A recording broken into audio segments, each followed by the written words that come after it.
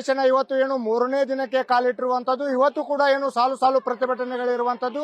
ಸದ್ಯ ಏನು ಇವತ್ತು ಆಶಾ ಕಾರ್ಯಕರ್ತರು ಪ್ರತಿಭಟನೆ ಮಾಡ್ತಿರುವಂತದ್ದು ನಿಮಗೆ ದೃಶ್ಯಾವಳಿಗಳಲ್ಲಿ ತೋರಿಸುವಂತ ಪ್ರಯತ್ನ ಮಾಡ್ತೀನಿ. ಏನು ಸಾವಿರಾರು ಸಂಖ್ಯೆಯಲ್ಲಿ ಇವತ್ತು ಆಶಾ ಕಾರ್ಯಕರ್ತರು ಪ್ರತಿಭಟನೆ ಮಾಡ್ತಿರುವಂತದ್ದು. ಏನು ಅವರ ಪ್ರಮುಖ ಬೇಡಿಕೆ ಆಗಿರುವಂತದ್ದು ಬಾಕಿ ಇರುವ ಪ್ರೋತ್ಸಾಹಧನ ಹಾಗೂ ಗೌರವಧನ ಬಿಡುಗಡೆ ಮಾಡಿ ರಾಜ್ಯ ಸರ್ಕಾರ ಮಾತು ಕೊಟ್ಟ ಹಾಗೆ ಏನು ಮಾಸಿಕವಾಗಿ 10,000 ಗ್ಯಾರಂಟಿಯನ್ನ ಇದೇ ವರ್ಷ ಏಪ್ರಿಲ್ನಿಂದಲೇ ಅನ್ವಯಿಸಿ ಆದೇಶ ಮಾಡಿ ಅಂತೇಳಿ ಈಗಾಗಲೇ ಪ್ರತಿಭಟನೆ ಮಾಡ್ತಿರುವಂತದ್ದು. ಅದೇ ರೀತಿ 1,500 ಪ್ರೋತ್ಸಾಹಧನವನ್ನ ಈ ಕೂಡಲೇ ಬಿಡುಗಡೆ ಮಾಡಬೇಕು ಅಂತ ಹೇಳಿ, ಅದೇ ರೀತಿಯಾಗಿ ಆಶಾ ಕಾರ್ಯಕರ್ತರನ್ನ ಸರ್ಕಾರಿ ನೌಕರರು ಅಂತೇಳಿ ಪರಿಗಣಿಸಬೇಕು. ಅದೇ ರೀತಿಯಾಗಿ 5 ಲಕ್ಷ ರೂಪಾಯಿಯನ್ನ ನಿವೃತ್ತಿ ಪರಿಹಾರ ನೀಡಬೇಕಂತ ಹೇಳಿ ಸುಡು ಬಿಸಿಲಿನಲ್ಲೂ ಕೂಡ ಏನು ಆಶಾ ಕಾರ್ಯಕರ್ತರು ಪ್ರತಿಭಟನೆ ಮಾಡ್ತಿರುವಂತದ್ದು. ಈ ವಿಚಾರವಾಗಿ ಮಾತನಾಡಲಿಕ್ಕೆ ಆಶಾ ಕಾರ್ಯಕರ್ತರ ಪ್ರಮುಖರಿದ್ದಾರೆ, ಅವ್ರನ್ನ ಮಾತಾಡ್ಸೋಣ. ಅಮ್ಮ, ಕಳೆದ ವರ್ಷ ಕೂಡ ಪ್ರತಿಭಟನೆ ಮಾಡಿದ್ರಿ, ಈ ವರ್ಷನೂ ಕೂಡ ಪ್ರತಿಭಟನೆ ಮಾಡ್ತಿದ್ರಿ, ಏನ್ ಹೇಳ್ತೀರಾ ಸರ್ಕಾರಕ್ಕೆ? ಇವತ್ತು ನಾವು ರಾಜ್ಯ ಮಟ್ಟದ ಒಂದು ಪ್ರತಿಭಟನೆ ಬೆಳಗಾವಿಯಲ್ಲಿ ಏನು ಹಮ್ಮಿಕೊಂಡಿದೀವಿ, ನಿಜವಾಗ್ಲೂ ಕೂಡ ಇದು ಬಹಳ ನೋವಿನ ವಿಷಯ ಸರ್. ಪದೇ ಪದೇ ನೀವು ಕೂಡ ಕೇಳ್ತಾ ಇದ್ದೀರಾ, ಎಲ್ಲರೂ ಕೇಳ್ತಾರೆ, ಏನ್ ಪದೇ ಪದೇ ನೀವು ಹೋರಾಟ ಮಾಡ್ತಾ ಇದ್ದೀರಿ ಅನ್ನೋಂಥದ್ದು. ಅಂದ್ರೆ ಸರ್ಕಾರಕ್ಕೆ ನಮ್ಮ ಒಂದು ಕೂಗು ಕೇಳಿಸ್ತಾ ಇಲ್ಲ, ಕಣ್ಣು ಮುಚ್ಕೊಂಡಿದೆ, ಕಿವಿ ಕೇಳಿಸ್ದಂಗೆ ಮಾಡ್ಕೊಂಡಿದೆ ಅನ್ನೋದೇ ಇದು ಪ್ರತಿಬಿಂಬ. ನಾವು ಹೋರಾಟ ಮಾಡ್ತಾ ಇರೋದು ಅವ್ರ ಬೇಡಿಕೆಗಳು ಈಡೇರಿಸಿಲ್ಲ ಅಂತ ಮಾಡ್ತಾ ಇದೀವಿ. ಮುಖ್ಯವಾಗಿ ಮಾನ್ಯ ಮುಖ್ಯಮಂತ್ರಿಗಳನ್ನೇ ಜನವರಿಯಲ್ಲಿ ನಡೆದಂತ ಹೋರಾಟ ಸಂದರ್ಭದಲ್ಲಿ ಕನಿಷ್ಠ ನಾವು 15,000 ರೂಪಾಯಿ ಕೊಡಬೇಕಂತ ಬೇಡಿಕೆ ಇಟ್ಟಾಗ 10,000 ರೂಪಾಯಿ ನಾವು ಖಾತ್ರಿ ಪಡಿಸ್ತೀವಿ ಅನ್ನುವಂಥದ್ದನ್ನ ತಿಳಿಸಿದ್ರು. ಅದ್ರ ಜೊತೆ 1,000 ಬಜೆಟ್ ಅಲ್ಲಿ ಹೆಚ್ಚಳ ಮಾಡ್ತೀವಿ ಅಂತ ಹೇಳಿದ್ರು. ಈ ಭರವಸೆ ಕೊಟ್ಟ ಮೇಲೆ ನಾವು ಹೋರಾಟ ಹಿಂತೆಕೊಂಡ್ವಿ. ಇಲ್ಲಿಗೆ 11 ತಿಂಗಳಾಯ್ತು. ಹೋರಾಟ ಮಾಡಿದ ಮೇಲೂ ಕೂಡ ಇವತ್ತಿನವರೆಗೂ ಅವರು ನೆರವೇರಿಸಿಲ್ಲ, ಈ ಬೇಡಿಕೆ ಈಡೇರಿಸಿಲ್ಲ ಅಂತ ಹೇಳಿ ಮತ್ತೆ ಹೋರಾಟ ಮಾಡುವಂತ ಅನಿವಾರ್ಯತೆನ ಇವತ್ತು ಸೃಷ್ಟಿ ಮಾಡಿದ್ದಾರೆ. ಅಲ್ಲ ಮೇಡಮ್, ಈ ಸುಡು ಬಿಸಿಲಿನಲ್ಲೂ ಕೂಡ ಹೆಣ್ಮಕ್ಳು ಕುಳಿತುಕೊಂಡು ಪ್ರತಿಭಟನೆ ಮಾಡುವಂತ ಪರಿಸ್ಥಿತಿ ಬಂದಿದೆ. ಯಾಕಂದ್ರೆ ಕಳೆದ ಬಾರಿ ಕೂಡ ನೀವು ಸುಡು ಬಿಸಿಲಿನಲ್ಲಿ ಪ್ರತಿಭಟನೆ ಮಾಡಿದ್ರಿ, ನಿಮ್ಗೊಂದು ಆಶ್ವಾಸನೆ ಕೊಟ್ಟರು, ನಾವು ನಿಮ್ಮ ಏನು ಬೇಡಿಕೆ ಇಟ್ಟಿದ್ದೀರಿ ಅವತ್ತನ್ನೆಲ್ಲ ಈಡೇರಿಸ್ತೀವಿ ಅಂತೇಳಿ. ಏನ್ ಈಡೇರಿಸಿದ್ರಾ ಇಲ್ವಾ ಅಂತ? ಸೊ ಬಹಳ ನೋವಿನ ವಿಷಯ ಸರ್. ಇಲ್ಲಿವರೆಗೂ ಕೂಡ ಸರ್ಕಾರ ನುಡಿದಂತೆ ನಡೀತೀವಿ, ಮಾತು ಕೊಟ್ಟಂತೆ ನಡೆಯೋರು ಅಂತಂದು ಬಹಳ ದೊಡ್ಡದಾಗಿ ದಾರಿಯಲ್ಲಿ ಬರ್ತಾ ಇಡೀ ಎಲ್ಲಿ ನೋಡಿದ್ರು ಪೇಪರ್ ಅಲ್ಲೂ ಕೂಡ ಫ್ಲೆಕ್ಸ್ ಗಳನ್ನ ಹಾಕೊಂಡಿದ್ದಾರೆ. ಸಂತೋಷ, ನುಡಿದಂತೆ ನಡೆದಿರಿ ಕೆಲವು ವಿಷಯಗಳಲ್ಲಿ.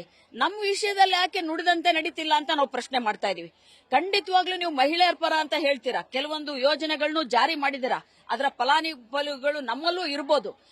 ಬಹಳ ನೋವಿನ ವಿಷಯ ಅಂತಂದ್ರೆ, ನೀವೇ ಕರೆದು ಮಾತಾಡಿಸಿ 40,000 ಜನ ಆಶಾಗಳು ಬೆಂಗಳೂರಿಗೆ ಬಂದಾಗ ನಮಗ್ ಸಾಂತ್ವನ ಮಾಡಿದ್ವಿ, 10,000 ರೂಪಾಯಿ ಕೊಡ್ತೀವಿ, 1,000 ರೂಪಾಯಿ ಹೆಚ್ಚಳ ಮಾಡ್ತೀವಿ ಅಂತೇಳಿ. ಸೊ ಇಲ್ಲಿವರೆಗೂ ಕೂಡ ಅದನ್ನು ಈಡೇರಿಸಿಲ್ಲ. ಹಾಗಾಗಿ ನಾವು ಮತ್ತೆ ಬರಬೇಕಾಗಿದೆ. 1,500 ರೂಪಾಯಿ ಕೇಂದ್ರ ಸರ್ಕಾರದಿಂದ ಹೆಚ್ಚಳ ಆಗಿದೆ. ಮಾನ್ಯ ಆರೋಗ್ಯ ಸಚಿವರು ದಿನೇಶ್ ಗುಂಡೂರಾವ್ ಅವರು ಕಳೆದ ಅಧಿವೇಶನದಲ್ಲಿ ಹೇಳಿದ್ರು, 1,500 ರೂಪಾಯಿ ಕೇಂದ್ರ ಸರ್ಕಾರ ಕೊಟ್ಟಿಲ್ಲ ಅಂದ್ರೂ ನಾವು ಕೊಡ್ತೀವಿ ಅಕ್ಟೋಬರ್ ಇಂದ ಅಂತೇಳಿ. ಅದು ಜಾರಿಯಾಗಿಲ್ಲ. ಸೊ ಇಲ್ಲಿವರೆಗೂ ನಮ್ಮ ಬೇಡಿಕೆಗಳ ಬಗ್ಗೆ ಸ್ಪಷ್ಟವಾದಂತ ಆದೇಶಗಳು ಇಲ್ಲದೇನೆ ದುಡಿದಂತದ್ದು ಕೈಗೆ ಸೇರದೆ ಇರುವಂತ ಪರಿಸ್ಥಿತಿ ನಿರ್ಮಾಣ ಆಗಿರೋದ್ರಿಂದ ನಾವು ಹೋರಾಟ ಮಾಡುವಂತ ಅನಿವಾರ್ಯತೆಯನ್ನು ಸೃಷ್ಟಿ ಮಾಡಿದ್ದಾರೆ. ಮೇಡಮ್, ಈಗ ಸರ್ಕಾರ ಬಂದು 2.5 ವರ್ಷ ಆಯ್ತು. ನಿಮ್ಗೆಲ್ಲ ಏನು ಆಶ್ವಾಸನೆ ಕೊಟ್ಟಿದ್ರು, ಆಶಾ ಕಾರ್ಯಕರ್ತರಿಗೆ ನಾವೆಲ್ಲ ಯೋಜನೆಗಳನ್ನ ರೂಪಿಸಿದೀವಿ, ಕೊಡ್ತೀವಿ ಅಂತ ಹೇಳಿ, ಇನ್ನೂವರೆಗೂ ಯಾವ್ಯಾವ ಯೋಜನೆಗಳನ್ನ ರೂಪಿಸಿದ್ರು, ಯಾವ್ಯಾವ ಯೋಜನೆಗಳನ್ನ ನಿಮ್ಗೆ ಕೊಟ್ಟಿದ್ದಾರೆ ಅಂತ? ನಮಗೆ ಯಾವುದೇ ತರ ಯೋಜನೆನ ರೂಪಿಸಿಲ್ಲ ಆಶಾ ಕಾರ್ಯಕರ್ತೆಯರಿಗೆ. ಸೊ ಅವರು ಪ್ರತಿ ಸಲ ನಾವು ಹೋರಾಟ ಮಾಡಿ ನಮ್ಗೆ ನಾವು ದುಡ್ದಂತ ದುಡ್ಡನ್ನ ನೀವು ನಮಗ್ ಕೊಡಿ ಅಂತ ಕೇಳಕ್ಕೆ ನಾವು ಬರ್ತಾ ಇರ್ತೀವಿ. ಎಷ್ಟೋ ಬಾರಿ ನಾವು ಬೀದಿಗೆ ಇಳಿದಿರೋದು ನಾವು ಮಾಡದಂತಹ ದುಡ್ಡು ನಮಗ್ ಕೈಗೆ ಸೇರ್ಲಿ ಅಂತ. ಆದ್ರೆ ಸರ್ಕಾರ ಪ್ರತಿ ಸಲ ಹೇಳೋದೇನಂದ್ರೆ 2,000 ಕೊಟ್ಬಿಟ್ನಲ್ಲಮ್ಮ, ಎಲ್ಲ ಹೆಣ್ಮಕ್ಳು ಕೊಡ್ತದ ಅದ್ ನಿಮಗೂ ಬರುತ್ತೆ. ಇದು ಉತ್ತರ ಆಗೋದಿಲ್ಲ. ನಾವು ಎಲ್ಲಾ ಹೆಣ್ಮಕ್ಳ ತರ ಹೌದು, ಹಾಗೆ ಆರೋಗ್ಯ ಇಲಾಖೆಯಲ್ಲೂ ಕೆಲಸ ಮಾಡ್ತಾ ಇದೀವಿ. ಈ ಕೆಲಸಕ್ಕೆ ಪ್ರತಿಫಲ ನಿಮ್ಮ ಉತ್ತರ ಏನು ಅಂತ ನಾವು ಕೇಳ್ತಾ ಇದೀವಿ. ಗ್ಯಾರಂಟಿ ಯೋಜನೆಯಲ್ಲಿ ನಮ್ಮನ್ನು ತಂದ್ಬಿಟ್ಟು 2,000 ಕೊಟ್ಟಿದೀವಿ, ನಾವು ಒಪ್ಪ ಮಾತಾ ಅಲ್ಲವೇ ಅಲ್ಲ. 2ನೇ ಪಾಯಿಂಟ್ ಆಗಿ, ಈಗ 11 ತಿಂಗಳ ಕಳೆದಿದೆ ನಾವು ಹೋರಾಟ ಮಾಡಿ, ಮಾನ್ಯ ಮುಖ್ಯಮಂತ್ರಿಗಳೇ ಸಭೆ ಕರೆದು ಸಂಧಾನ ಮಾಡಿ ನಾವು ನಿಮಗೆ 10,000 ರೂಪಾಯಿ ಗ್ಯಾರಂಟಿ ಕೊಡ್ತೀವಿ ಪ್ರತಿ ಆಶಾಗೂ. ಅದ್ ನಾವೇನ್ ಸುಮ್ನೆ ಕೇಳ್ತಿಲ್ಲ ಸರ್. ನಮಗೆ ಬರ್ಬೇಕಾಗಿರೋದು 15,000 ನಮ್ ಡಿಮಾಂಡ್. ಅದರಲ್ಲಿ 10,000 ಗ್ಯಾರಂಟಿ ಪ್ರತಿ ಆಶಾಗೂ ಕೊಡ್ತೀವಿ. ಉಳಿದಂಗೆ ಏನು ನೀವು ಇನ್ಸೆಂಟಿವ್ ಬೇಸ್ ಮೇಲೆ ಏನ್ ಕೆಲಸ ಮಾಡ್ತಾರೆ ಹೆಚ್ಚಿಗೆ ಅದನ್ನು ಕೊಡ್ತೀವಿ ಅಂತ ಮಾತು ಕೊಟ್ಟಿದ್ರು ಸರ್. ವಿಷಾದದ ವಿಷಯ ಅಂತ ಹೇಳಿದ್ರೆ ಈವರೆಗೂ ಅದಕ್ಕೆ ಸುತ್ತುವರೆದಂಗೆ ಒಂದು ಆದೇಶ ಕೂಡ ಬಂದಿಲ್ಲ, ಒಂದು ಮಾತುಕತೆನೂ ಆಡಿಲ್ಲ. ನಾವಿಲ್ಲಿ ಮಾನ್ಯ ಮುಖ್ಯಮಂತ್ರಿಗಳಿಗೆ ಕೇಳುವಂತ ಪ್ರಶ್ನೆ, ಈ ಹೆಣ್ಣು ಮಕ್ಕಳು ಇಷ್ಟು ಕಷ್ಟ ಜೀವಿಗಳು ದಿನ ಬಿಸಿಲು ಮಳೆ ಅನ್ನದೇ ನಾವು ಕೆಲಸಗಳನ್ನ ಮಾಡ್ತಾ ಇದೀವಿ.